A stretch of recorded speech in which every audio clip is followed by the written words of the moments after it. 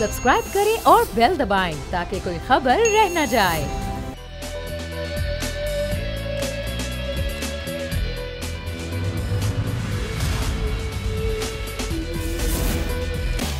बिस्मिल्लाहिर्रहमानिर्रहीम, अस्सलाम वालेकुम। प्रोग्राम में मैं सुमैया रिजवान आपको खुश आमदीद कहती हूँ। नाजरीन, वर्ल्ड कप 2023 बाकायदा तौर पर आगाज तो हो चुका है, लेकिन हमारी शाहीनों का सफर आज से शुरू होगा। और आज मैंने प्रोग्राम का आगाज भी इसी खबर से करना चाहती हूँ, क्योंकि एक्साइटमेंट लेवल बहुत है। शायकीन क्रिकेट इंतजार कर रहे हैं। वैसे तो खैर आज जो मैच है पाकिस्तान नीदरलैंड का, वो भी देखने से ताल्लुक रखेगा, लेकिन असल जो मैच शुरू होंगे, फिर पाक भारत टाकरा होगा, उसका इंतजार सब कर रहे हैं। आप भी कर रहे हैं, मैं भी कर रही हूँ। लेकिन बहुत सारी चीजें हैं जिन पर हम आज बात करेंगे। एक तो भारत का तासुब भरा रवैया, जिसमें वीजों का इजरा ना हुआ, ना सहाफियों के लिए, ना शौकीन क्रिकेट के लिए। एक कल हमने उस पर बात की थी, आज भी थोड़ी उस पर बात करेंगे। लेकिन साथ साथ जो पाकिस्तानी टीम का जो एक कॉम्बिनेशन है, उस पर बात करेंगे। बॉलिंग अटैक कितना बेहतर है, या हो सकता था नसीम शाह के इंजर्ड होने से कितना फर्क पड़ रहा है टीम को। और फिर पिछली जो एक परफॉर्मेंस रही टीम की, जरा उस पर ही बात करेंगे। खास तौर पर जो टीम की एक ओवरऑल अगर हम बात करें कि बैटिंग लाइन हो या बॉलिंग लाइन, दोनों में परफॉर्मेंस कैसी रही है, उसकी कारकर्दगी पर भी एक नजर डालेंगे। खास तौर पर अगर पाकिस्तान की थोड़ी हिस्ट्री की बात करूं, थोड़ा सा आपको बताऊं, तो पाकिस्तान सिर्फ एक ही मरतबा आलमी चैंपियन बना है, जैसे कि आप जानते हैं। एक बार रनर अप रहा है। 1992 वाला जो वर्ल्ड कप था, उससे थोड़ी मुमासलत जो है वो लोग करार दे रहे हैं कि थोड़ी मुमासलत है। खैर देखते हैं। हमारे मेहमान हमारे साथ रह रही हैं, मिसलीना मोइन अजीज साहिबा है, स्पोर्ट्स जर्नलिस्ट है ऑन द शो, और सैयद नयरुद्दीन साहब मेरे साथ मौजूद है, आप भी स्पोर्ट्स जर्नलिस्ट है। दोनों को बहुत शुक्रिया। मीना साहिबा, अस्सलाम वालेकुम। वालेकुम सलाम समैया, क्या हाल है आपका? मैं बिल्कुल ठीक हूँ। आप कितने एक्साइटेड है, और दूसरे आपका तज्जिया आज क्या कह रहा है? एक तो आज के मैच में क्या लग रहा है आपको, दूसरी पाकिस्तान की ओवरऑल परफॉर्मेंस, चाहे वो वार्म अप मैचेस में हो, मिक्सड मैचेस में हो, इसमें क्या नजर क्या आ रही है आपको? देखिए, ऑब्वियसली जो भी क्रिकेट फैन होता है, कमेंटेटर होता है, वो तो एक्साइटेड होता है। आम लोग भी, क्रिकेट फैंस भी एक्साइटेड हैं। जहां तक पाकिस्तान की आज की अगर आप बात करें, तो आज पाकिस्तान का पहला मैच है। पहला मैच बहुत इंपॉर्टेंट होता है, और जो भी टीम पहला मैच जीत जाती है वो एक अच्छी पोजीशन में हो जाती है। तो आज का जो मैच है, अगर आप कॉम्बिनेशन की बात करें, तो मैं काफी महीनों से, क्योंकि मैं डोमेस्टिक पे कमेंट्री भी करती हूँ, तो मैं सऊद शकील को बहुत क्लोजली देख रही हूँ। तो मैंने सऊद शकील की बहुत महीनों से बात कर रही हूँ, और आज मैं बड़ी खुश हूँ कि उनको मौका मिला। बेशक उनके नंबर पे मौका नहीं मिला, लेकिन नंबर 5 पे मिला। आइडियली मेरे ख्याल में उनको नंबर 4 पे खेलना चाहिए। और रिजवान, क्योंकि वो T20 में ओपन करते हैं, तो वो यहाँ भी ओपन कर सकते हैं, क्योंकि फखर जमान नहीं चल रहे। तो उस तरह फिर आप नंबर 4 पे भेज सकते हैं सऊद को। लेकिन बहरहाल जिस भी नंबर पे आज वो आए, उन्होंने जबरदस्त पार्टनरशिप की, जबरदस्त मुकाबला किया। उस वक्त नेदरलैंड्स बहुत टॉप पे था जब वो आए, और रिजवान के साथ उन्होंने बैटिंग की, और एक पार्टनरशिप लगा के सऊद ने और रिजवान ने पाकिस्तान को मुश्किलात से निकाला। बाकी आप जो कॉम्बिनेशन की बात कर रही थी, देखिए मैं बड़ी साफ बात करती हूँ। मैंने आज तक कभी इस तरह लगी लिपटी बात की नहीं। तो मेरा नहीं ख्याल है कि पाकिस्तान की टीम में शादाब को होना चाहिए। गो के वो वाइस कैप्टन है, बड़े हमारे फेवरेट प्लेयर हैं, वो T20 के जबरदस्त प्लेयर हैं, लेकिन वो वनडे के प्लेयर नहीं है। उनकी जगह मेरे ख्याल में एक जेन्युइन स्पिनर को होना चाहिए था, अबरार को होना चाहिए। एक तो ये चीज है। दूसरे नसीम शाह का इंजर्ड होना, हसन अली का टीम में वापस आना, 2017 की चैंपियंस ट्रॉफी, उसमें भी हसन अली की बेहतरीन परफॉर्मेंस थी। इसको आपने कैसे देखा? ये आप मुझसे पूछ रही हैं? बिल्कुल आपसे पूछ रही हूँ मैम। अच्छा, नहीं देखिए, हसन अली की जो बेहतरीन परफॉर्मेंस थी ना, उसको हुए में भी बड़ी साल हो गए, 6 साल हो गए। उसके बाद हसन अली के वनडे नंबर्स कोई खातिर खास जबरदस्त अच्छे नंबर्स नहीं है। हम उनकी जगह यंगस्टर्स को भी ट्राई कर सकते थे। अभी हाल ही में हमने जब नसीम शाह इंजर्ड हुए, तो हमने धानी को उनकी रिप्लेसमेंट बुलाया श्रीलंका में। धानी को मौका नहीं मिला खेलने का, क्योंकि पाकिस्तान आउट हो गया टूर्नामेंट से।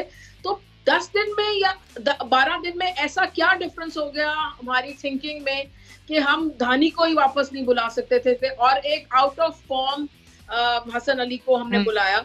गो कि अभी तक जो वार्म अप में उन्होंने बॉलिंग की है बुरी नहीं की, लेकिन लॉजिकली हमें धानी को बुलाना चाहिए था बिकॉज वो लॉजिकल रिप्लेसमेंट है, या हसनैन लॉजिकल रिप्लेसमेंट बनते हैं नसीम शाह की। अब पहले कह रहे थे कि हसनैन इंजर्ड है, लेकिन अब वो चाइना चले गए तो उसका मतलब वो इंजर्ड तो नहीं है, तो या फिर हम धानी को बुलाते या हसनैन को बुलाते मेरी नजर में। सही सही सही सही पॉइंट। लेकिन सैयद नईमुद्दीन साहब, अस्सलाम वालेकुम सर। वालेकुम सलाम।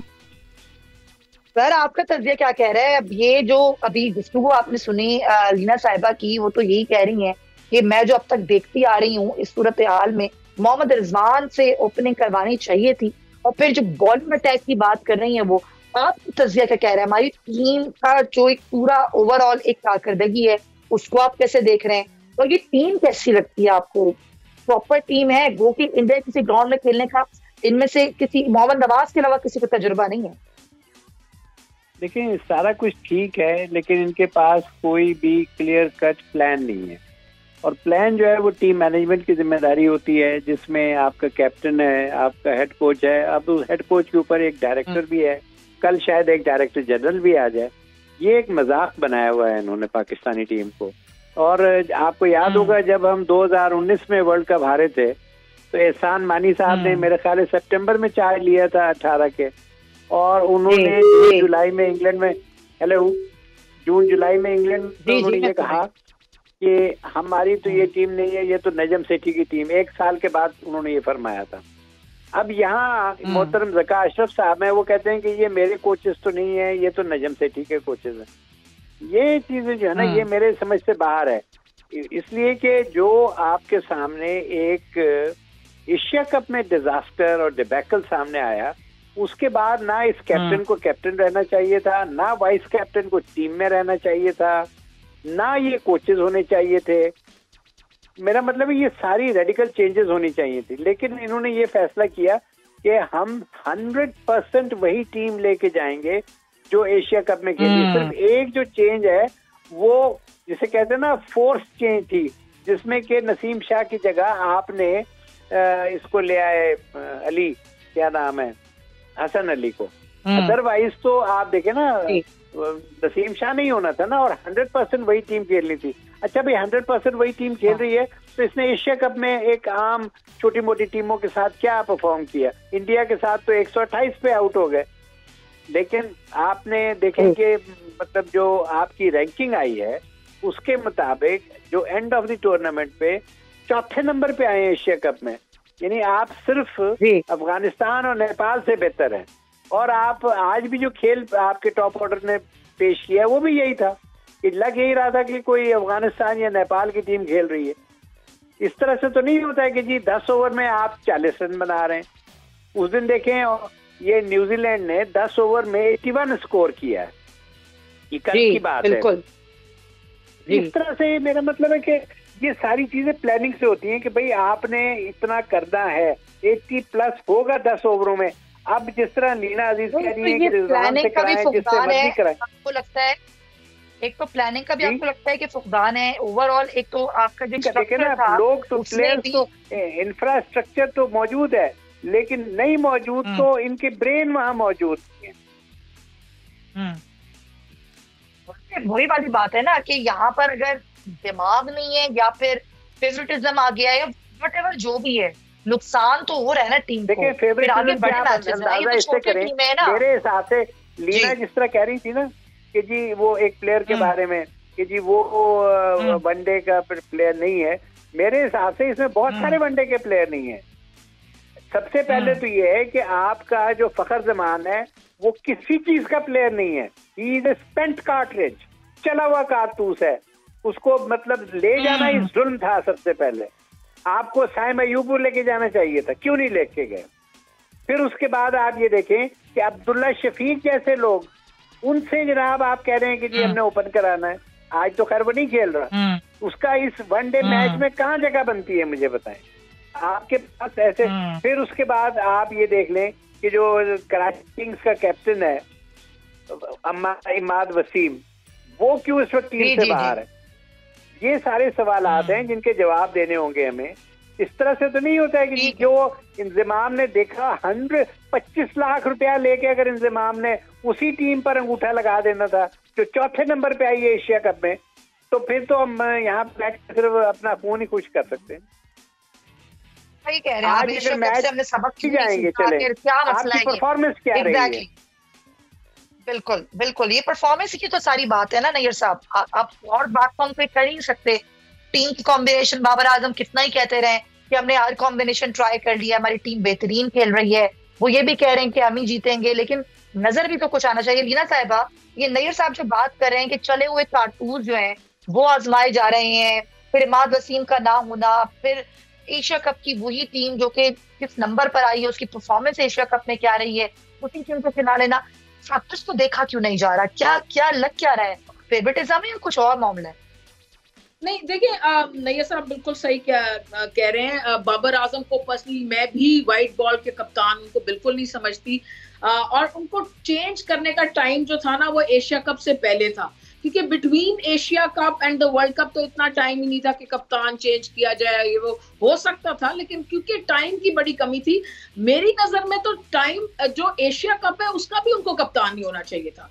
देखिए, आप अभी नैयर साहब ये बात कर रहे थे कि जो पावर प्ले होता है पहले 10 ओवर होते हैं, उसमें कोई 40 रन स्कोर है, दूसरी टीमें 70-80 स्कोर कर रही हैं। आज भी हमारा जो 7 ओवर में 28 रन था, यानी कि 4 रन पर ओवर, ये तो क्रिमिनल है, क्रिमिनल। तो मतलब आज की मॉडर्न डे क्रिकेट में ऐसी क्रिकेट कोई नहीं खेलते। ये तो टाइम मशीन में बैठ के 1975 में चले गए जाते हैं, जब पहला वर्ल्ड कप शुरू हुआ था, उस वक्त ये स्कोर होते थे, यानी कि 10 ओवर में 40-45। अब तो ये स्कोर होते नहीं है। लेकिन अब जो कप्तानी की इन्होंने बात की, मैं बिल्कुल उससे एग्री करती हूँ। मैं तो मुस्तकिल अखबारों में, फ्राइडे टाइम्स में, उसमें आर्टिकल्स लिख रही हूँ, बल्कि नैयर साहब ने बड़ा अप्रिशिएट भी किया था मेरे पिछले 2-3 आर्टिकल्स को। इमाद वसीम की भी बात मैंने उसमें की थी कि इमाद वसीम जब पिछले साल 1.5 से इतना जबरदस्त व्हाइट बॉल क्रिकेट खेल रहे हैं वर्ल्ड ओवर, तो आप उनको क्यों नहीं लाते? आपने किस खुशी में आउट ऑफ फॉर्म नवाज को रखा हुआ है? देखिए, मैं इस बात की कायल हूं और मैं इस बात को हमेशा पुश करती हूँ कि जिस लड़के की फॉर्म हो ना, उसकी फॉर्म को आप कैश करें। जिसकी फॉर्म ना चल रही हो उसको वापस डोमेस्टिक में भेज दें और वो फॉर्म वापस लेके वापस आ जाए।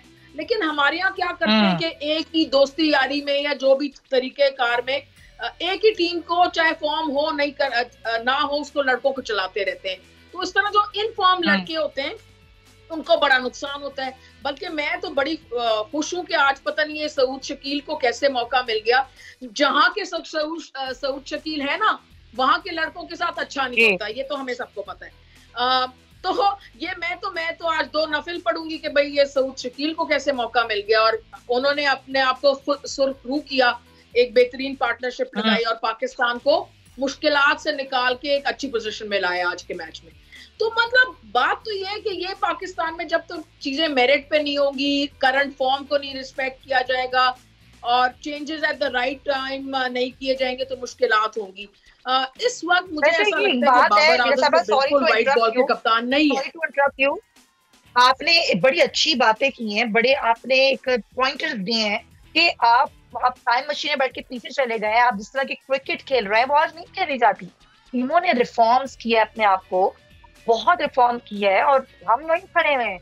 ये जो हमारा एक तो सिलेक्शन कमेटी से लेकर फिर पीसीबी और फिर सारे मामला, फिर कप्तानी, ये आपको लग रहा है कि विल नहीं है, या फिर ये मामला आपको कुछ और नजर आ रहा है? जैसा फ्रेंकली स्पीकिंग, देखिए, बाबर आजम ने ना, इनका जो मीडिया सेल है ना पीसीबी का, और ये सब बाबर आजम को इन्होंने इतना उठा दिया। और ठीक है, वो बहुत अच्छे बैट्समैन भी है, मुझे इसमें कोई शक नहीं है कि बाबर आजम एक टॉप बैट्समैन है, लेकिन कप्तानी में मुझे बहुत रिजर्वेशन है, और हमेशा से रही है। ना वो एग्रेसिव है, ना उनको फील्ड प्लेसिंग आती है, ना वो सही टीम सेलेक्ट करते हैं, ना वो कंडीशंस को सही रीड करके कंडीशंस के मुताबिक टीम खिलाते हैं। अब इंडिया जा रहे थे, आपने 2 जेन्युइन स्पिनर क्यों नहीं लेके गए? आपने इब्रार को बिठा दिया, जो आपके दूसरा जेन्युइन स्पिनर है, उसको आपने रिजर्व में बिठा दिया, या आपने शादाब को खिला लिया। शादाब तो 10 ओवर्स का बॉलर ही नहीं है, वो डोमेस्टिक नहीं खेलता, तो वो 10 ओवर करना उसके लिए मुश्किल है। 4 ओवर्स करने और 10 ओवर करने में जमीन आसमान का फर्क है। He is a fantastic T20 player, but he is not a one day player. One day में और T20 में बहुत डिफरेंस है। तो यहाँ कप्तानी की बड़ी बातें आ जाती हैं। आपके पास मौजूद है, रिजवान है, शाहीन आफरीदी है, दोनों बड़े अच्छे कप्तान हैं। आपका PSL में बड़ा अच्छा कप्तानी करते हैं, आप ट्राई कर सकते हैं, उनको चेंज कर सकते हैं। तो ये जो एक माफिया टाइप बना लिया ना बाबर आजम के इर्द गिर्द के, नहीं वो तो चेंज हो ही नहीं सकते। इसको पहले तो तोड़ें और फिर वर्ल्ड कप के बाद देखें पाकिस्तान की क्या परफॉर्मेंस होती है। उसके मुताबिक अगर कप्तानी चेंज बनती है, अगर तो पाकिस्तान इंशाल्लाह देखे ना जी वर्ल्ड कप जीत जाए, फिर तो कोई कप्तान चेंज होने का सवाल ही नहीं है। लेकिन अगर वर्ल्ड कप में नई अच्छी परफॉर्मेंस रहे, टॉप 4 तक भी ना पहुंचे, तो फिर तो 100% फौरन कप्तानी चेंज करनी चाहिए। इसी तरह मतलब ये रिव्यू करना चाहिए। इन्होंने फखर जमान की बात की, तो फखर जमान देखिए एक्स फैक्टर प्लेयर हैं। जिस दिन उन्होंने चलना है तो वो तो उन्होंने मैच सिंगल हैंडलेडली जीत लेना है, लेकिन उसकी करंट फॉर्म पूरी चल रही है। तो आप रिजवान को ओपन करा सकते हैं, कोई ऐसी बड़ी बात नहीं है। लेकिन out of the box thinking नहीं है हमारी। हम के घिसे पिटे सोच है बाबर आजम की और मैनेजमेंट की, इसलिए हम अच्छी टीम के बावजूद हम उस तरह परफॉर्म नहीं करते। राइट जी नैयर साहब, एक तो ये बात कि भाई बाबर आजम समझती हूँ नीना साहब कि घिसे पिटों के फैसले हैं, वो कुछ एवोल्यूशन नहीं ला रहे हैं, कुछ तब्दीलियां ऐसी नहीं ला रहे। फिर इस सूरत हाल में जो पाक भारत खतरा है, जिसपे नजरें सबकी, ऐसा होता हुआ देख रहे हैं। भाई क्या देख रहे हैं? आपके सामने 128 पे टीम आउट हो चुकी है। इससे बुरा और क्या खेलेंगे? ये 128 जो है ये T20 या ODI का स्कोर नहीं है, ये तो T10 का स्कोर मुश्किल से बनता है। और आप ODI में इंडिया से 128 पे आउट हो गए और उसके बाद कहते हैं जी टीम तो बहुत अच्छा खेली और हमने यही टीम लेके जानी है। मैं इस बात पर हूँ कि बाबर आजम को या किसी और प्लेयर को हम अगर क्रिटिसाइज करते हैं तो ये खुद तो नहीं चले गए, इनको डाला है जिन्होंने, उनसे बासपुरस होनी चाहिए। वो 25 लाख रुपया ले रहे हैं चीफ सेलेक्टर, और वो क्यों गए हैं मुझे ये बताएं ऑफिशियली टीम के साथ। इनका क्या काम है? ये दूसरी तीसरी बार हमने 25 लाख का जी। तो मैं ये अर्ज कर रहा था कि आप ये बताएं कि इस वक्त इंतजाम का वहां पर क्या काम है? Why is there officially? ये तो एक जॉय राइड कंपनी बनी हुई है PCB, जिसको दिल चाहता है ये जॉय राइड पे लगा देते हैं। और उसमें इंतजाम साहब का मैंने पहला भी ट्रैक रिकॉर्ड देखा है कि जब ये चीफ सिलेक्टर होते थे तो जाके जितने भी महीने का भी टूर हो तो जाके टीम के साथ बैठ जाते थे। उनका जो सिवाय इसके रोल ही कोई नहीं। उन्होंने कहने में ये भी सुनने में आया कि उनका अपना बेटा जो है उसको कायद आज़म ट्रॉफी खिला दी, ऑल्दो उसकी रैंकिंग कुछ 70 नंबर की थी। अगर ये लेवल ऑफ इंटेलेक्चुअल ऑनेस्टी है हमारे PCB में, तो मैं तो समझता हूँ पूरी PCB वाइंड अप होनी चाहिए। ठीक है नैयर साहब, पॉइंट देखें। नैयरदीन साहब thank you so much. Leena Moin Aziz साहब आपका भी बहुत बड़े शार्प बात है। नैयर साहब को तो इंजमामुल अकबर। खैर देखते हैं, हमारी उम्मीदें हैं, हमारी दुआएं भी हैं पाकिस्तान के साथ। हम ये कह रहे हैं खुदा के लिए परफॉर्म कर लो। शायद क्रिकेट जो है वो मायूस हो रहे हैं। नीदरलैंड से मत हार जाना, अच्छा परफॉर्म कर लेना। फिर आगे बढ़ते हैं साइफर केस, जिसका ये कहा जा रहा है कि जल्दी फैसला आ जाएगा। इस्लामाबाद हाईकोर्ट ने ये इंतहा दे दिया है। साइफर केस में क्या होने वाला है, खास पर 2 से 3 रोज में अगर फैसला आ जाता है तो होगा क्या, इसमें अपडेट्स क्या हैं। और साइफर केस का जेल ट्रायल भी शुरू हो चुका है, लेकिन हमारी तरफ पर फैसला नहीं आया है। वकील ने मौके पर इख्तियार किया था, इस पर हम बात करेंगे। हमारे नुमाइंदे हैं, हम क्या नहीं उनसे अपडेट लेते हैं। जी एहतशाम बताइएगा, ये साइफर केस का फैसला तो आने वाला है 2 से 3 रोज, क्या मुमकिन फैसला हो सकता है अगर हम प्रोसीडिंग्स को देखते हुए बात करें? देखिए साइफर केस में फैसला ये आना है कि अदालत ने ये डिटरमिन करना है कि समातें अदालत में होंगी या जेल ट्रायल हो सकता है, और अगर जेल ट्रायल हो सकता है तो उसमें इसके लिए नोटिफिकेशन कौन जारी करेगा, क्योंकि सवाल अदालत के सामने बुनियादी तौर पर यह रखा गया था कि जब अटक जेल में चेयरमैन पीटीआई थे तो जो ऑफिशियल सीक्रेट एक्ट की अदालत है उसका वेन्यू तब्दील करके उसे अटक जेल मुंतकिल किया गया था। उसके खिलाफ ये दरखास्त दायर की गई थी और उसमें मौक़िफ़ ये भी था कि जो ऑफिशियल सीक्रेट एक्ट अदालत के जज का नोटिफिकेशन है वो भी दुरुस्त तौर पर नहीं किया गया, क्योंकि मैजिस्ट्रेट के पास ये इख्तियार होता है, स्पेशल कोर्ट के जज को वो इख्तियार नहीं दिया जा सकता। तो उस दरखास्त पर दलाइल हुए, अदालत ने फैसला महफूज किया था, लेकिन वो अभी सुनाया नहीं जा सका था। तो चेयरमैन पीटीआई के वकील शेर अफजल मरवत ने एक मुतफरक दरखास्त दायर की, जिसमें उन्होंने ये कहा कि एक तो जेल ट्रायल रोक दिया जाए, और दूसरा जो हमारी दरखास्त थी जिसमें हमने वजारत कानून का नोटिफिकेशन चैलेंज किया था कि वजारत कानून का ये इख्तियार नहीं बनता कि वो अदालत मुंतकिली का नोटिफिकेशन जारी करें, और जो ट्रायल कोर्ट के जज हैं वो भी वजारत कानून के नोटिफिकेशन के पाबंद नहीं हैं। तो उस पर आज अदालत ने समाअत की और ये इंदिया दिया गया कि 2 से 3 दिन के अंदर उस दरखास्त पर फैसला सुना दिया जाएगा, और उसके बाद ये तय हो जाएगा कि चेयरमैन पीटीआई का साइफर केस में जो ट्रायल है वो अडयाला जेल में चलेगा या उन्हें ऑफिशियल सीक्रेट एक्ट की अदालत के सामने पेश किया जाएगा। जी राइट, ये सब अब देखें आने ही वाला है, जिस तरह हमें बता रहे थे एहतशाम कियानी, वो हमें इस साइफर केस के जो फैसला आना है 2 से 3 रोज में, जो इंदिया दे रही है इस्लामाबाद हाई कोर्ट से आगाह कर रहे थे। तो मजीद भी सूरत हाल है, कुछ मौशी सूरत हाल, रुपया कितना मुस्तहकम हो रहा है, थोड़ी बात करनी है हमें, लेकिन यहाँ पर हम एक ब्रेक लेंगे, वापस आएंगे, फिर कंटिन्यू करते हैं। Stay with us.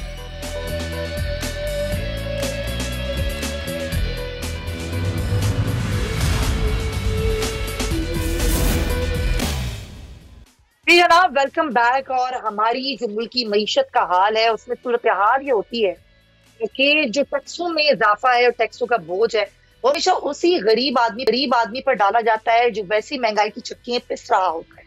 और ये कहा जाता है, हमेशा से हम सुनते आए कि IMF ने किया है, IMF टैक्सों में इजाफा कर रहा है, हुकूमत ही कहती नजर आती है।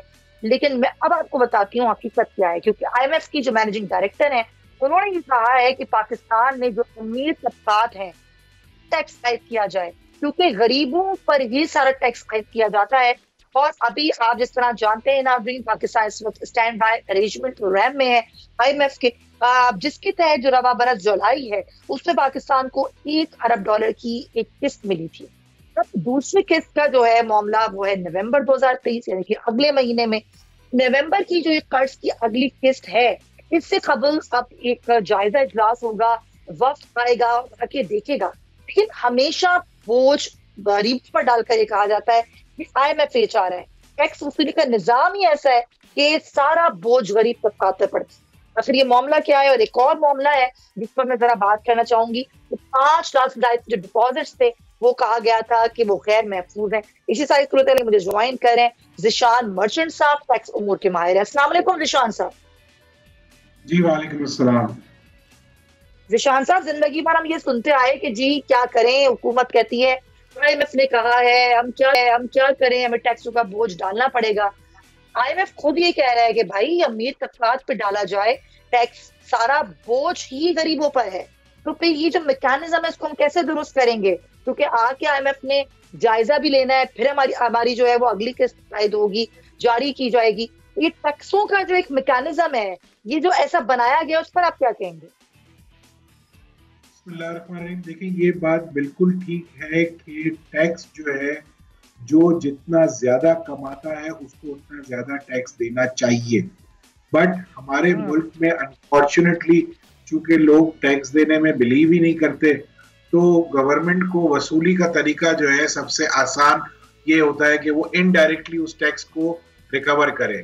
और वो इनडायरेक्ट टैक्सेस जो है वो विदहोल्डिंग की सूरत में लिया जाता है या वो सेल्स टैक्स की सूरत में लिया जाता है।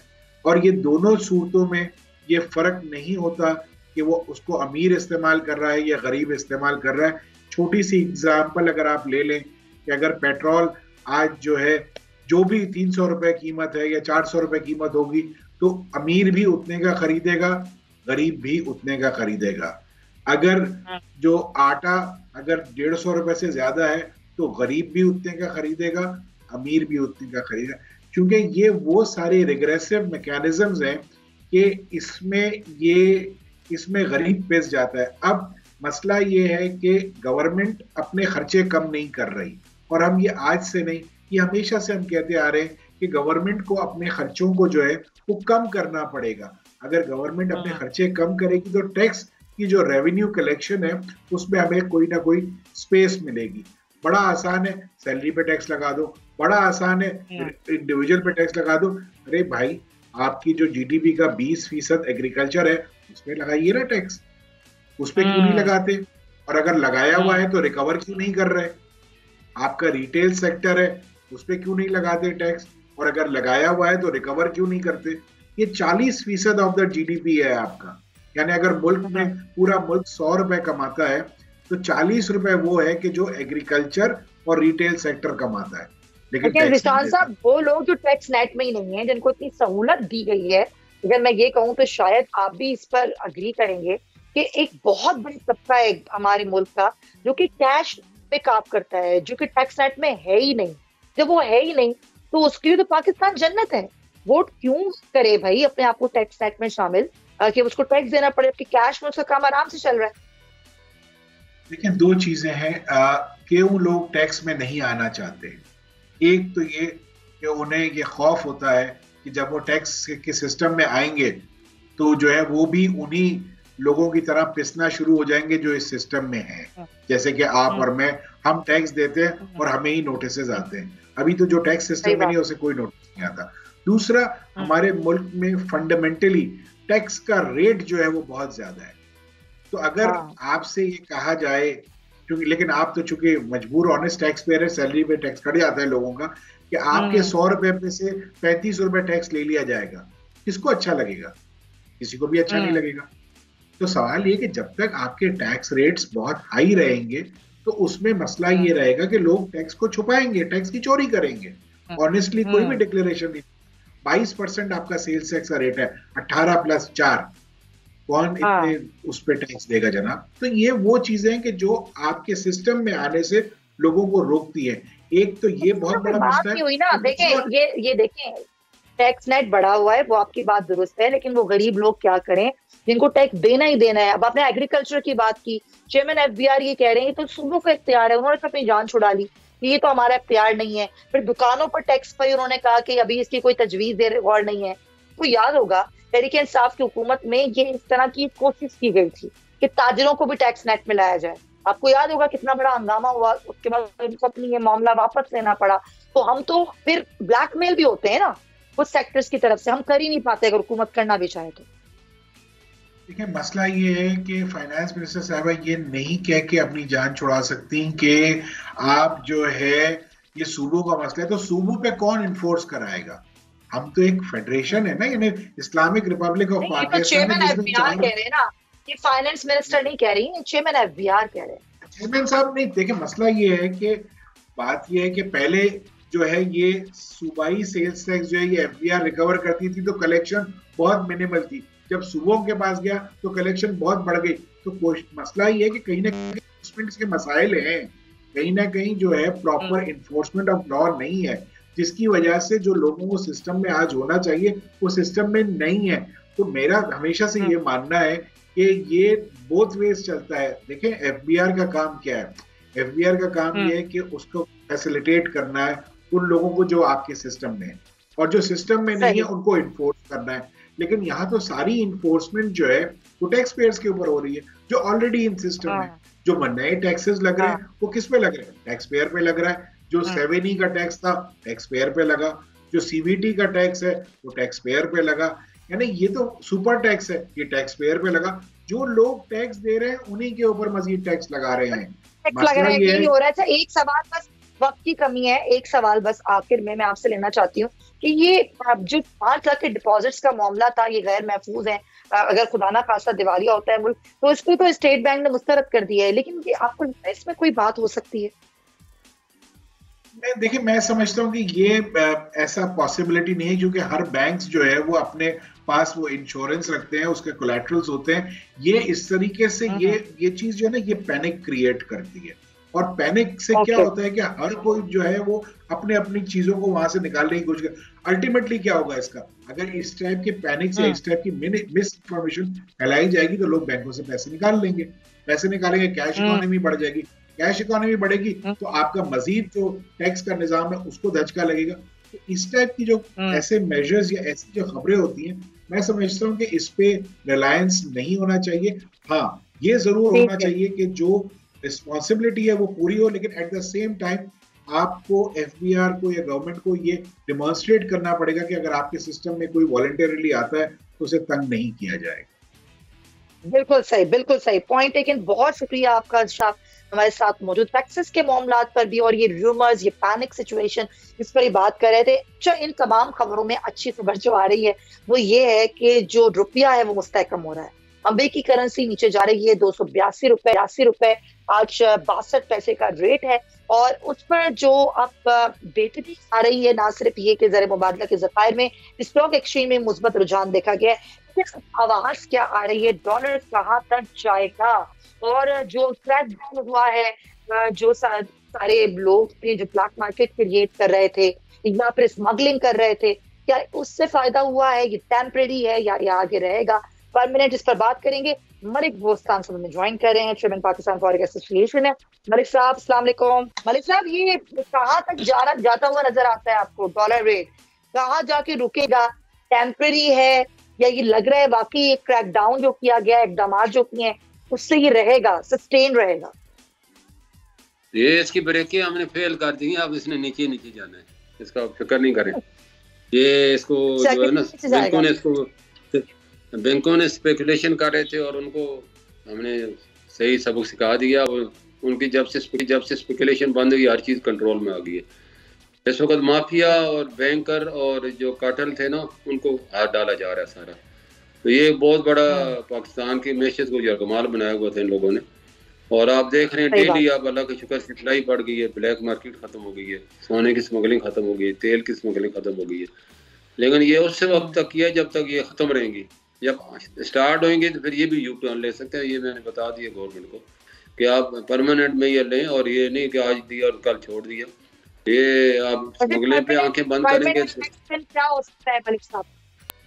परमानेंट तो यही है ना कि आप, आपसे मैं ये पूछना चाह रही हूँ कि आपने जिस तरीके से कहा कि इनको जो परमानेंट, मेरा पहला सवाल भी था, परमानेंट जो एक इकदाम हैं वो किस तरह के लेने चाहिए। खास तौर पे ये सवाल है मेरा कि फिर ये यू टर्न ना हो जाए, जो आपने बात की, यही सबके जहन में है कि फिर ऐसा ना हो कि डॉलर नीचे आते आते एकदम से जो है वो ऊपर चला जाए।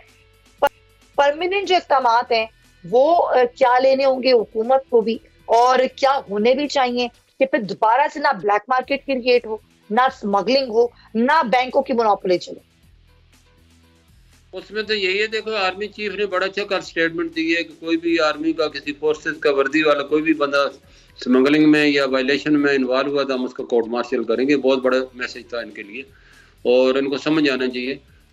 जब लोग कहते थे ना ये काबिल एहतसाब नहीं है, तब उन्होंने एहतसाब का अमल शुरू कर दिया। और इंटीरियर मिनिस्टर ने जैसे आपके सामने यही स्टेटमेंट दी है कि हमें ये बिल्कुल फ्री हैंड दे दी गई, कोई भी होगा तो हम उसको पाकिस्तान की मैशत से नहीं खेलने देंगे। तो ये क्लियर मैसेज है, और इसी का नतीजा है कि आर्मी चीफ जो है ये सारा क्रेडिट उनको जाता है, उनकी ये विल पावर है और स्ट्रांग डिसीजन की ये नतीजा है। देखो, जब आप फैसला कर लें और अमल करा लें तो अल्लाह ताला आपकी हेल्प करता है। जब फैसला करें, अमल ना करें, तो अपनों के लिए फैसला अलग हो, दूसरों के लिए फैसला अलग हो, फिर ये जो अल्लाह का और अल्लाह का कानून है, ये फिर उसका कोई फायदा नहीं होता, वक्ती तौर पर दिखाने के लिए होता है, और फिर वैसे के वैसे ही।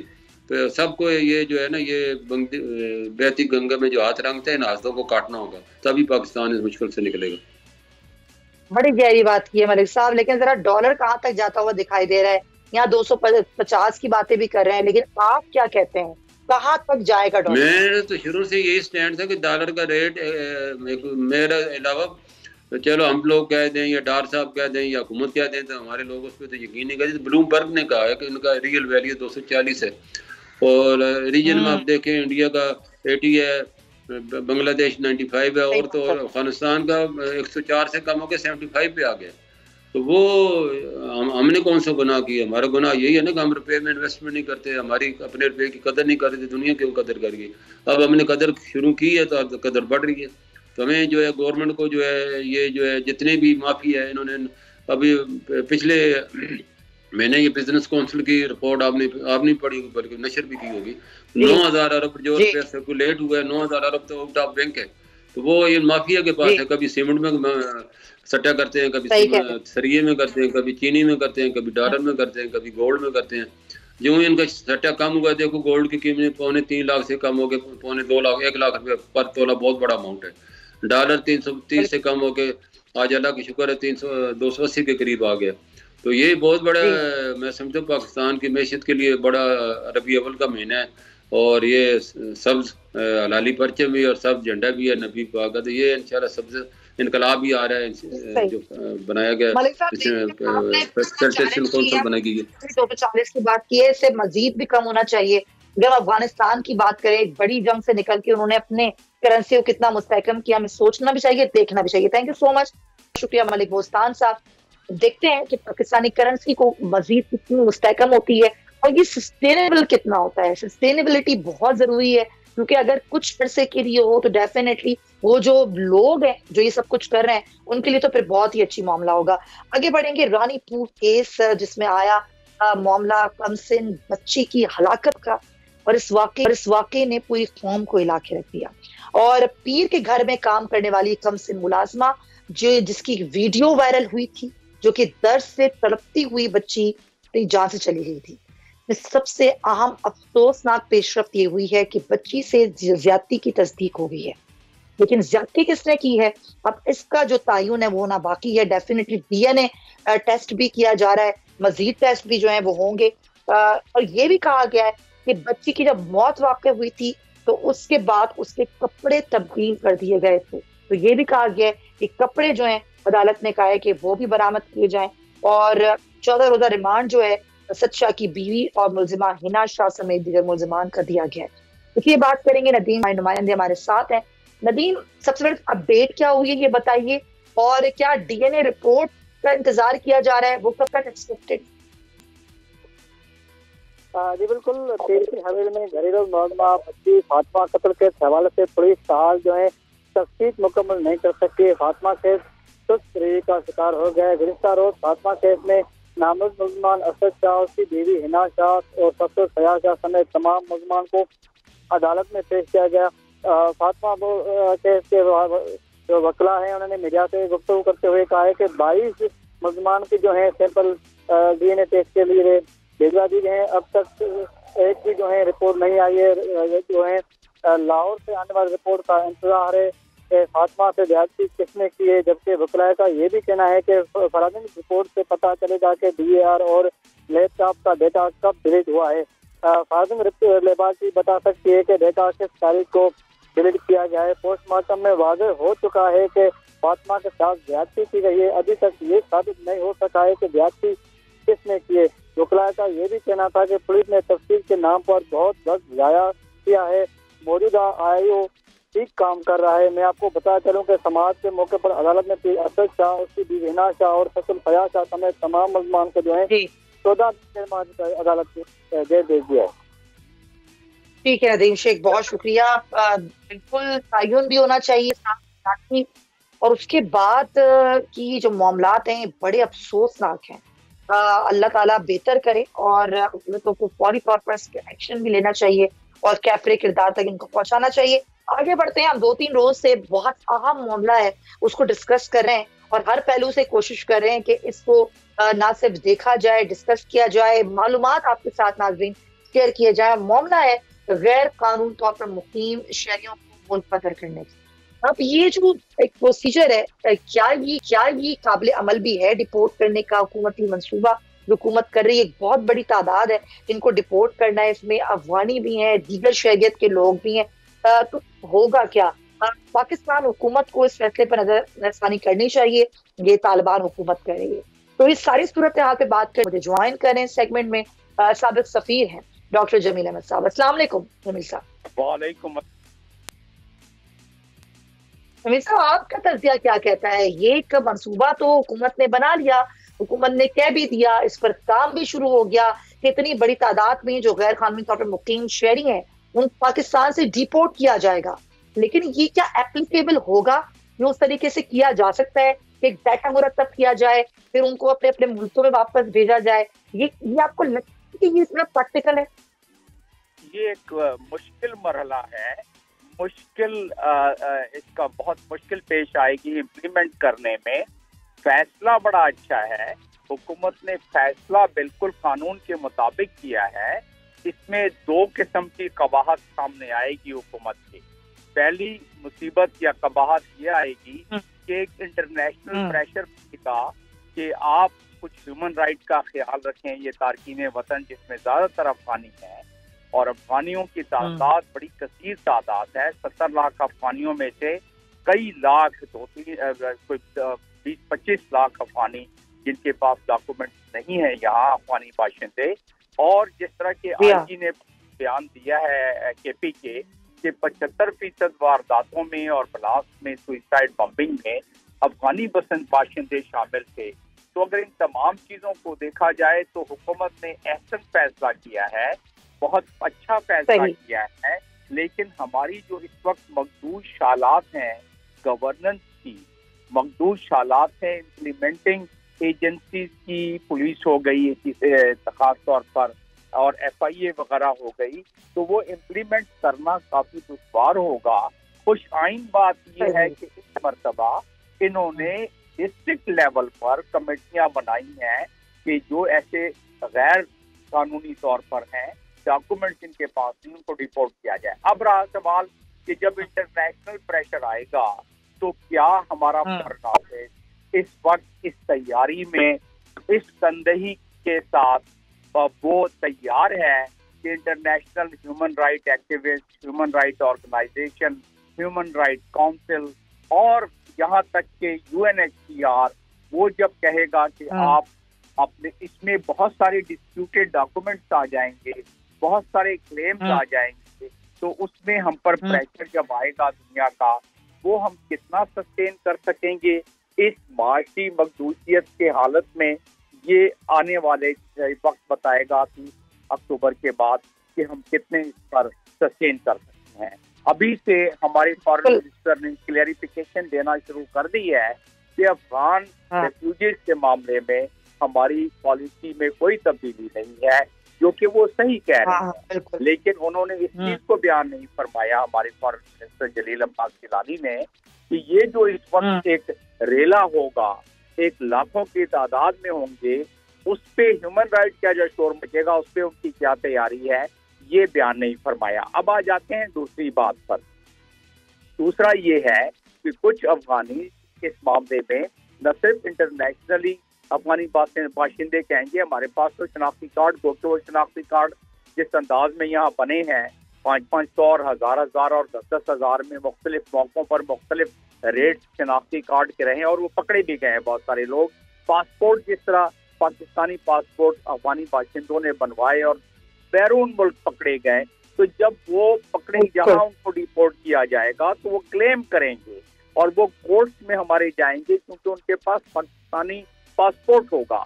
तो इसमें बहुत सारी कॉम्प्लिकेशन हैं। कहीं ऐसा ना हो कि जो हमारा नेशनल एक्शन प्लान बना था 2015 में 14 में, उस वक्त जो 20 पॉइंट डिसाइड हुए थे दहशतगर्दी के हवाले से, ऐसा ना हो कि उसी तरीके के खटाई में पड़ जाए।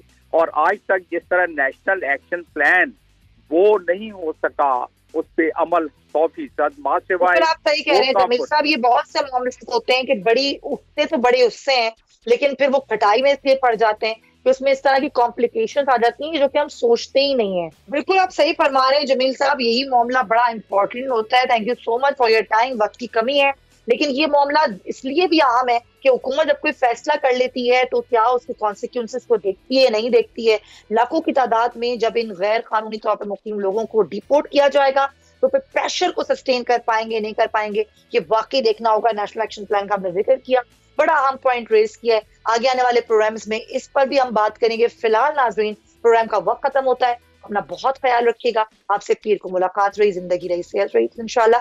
अल्लाह हाफ़िज़।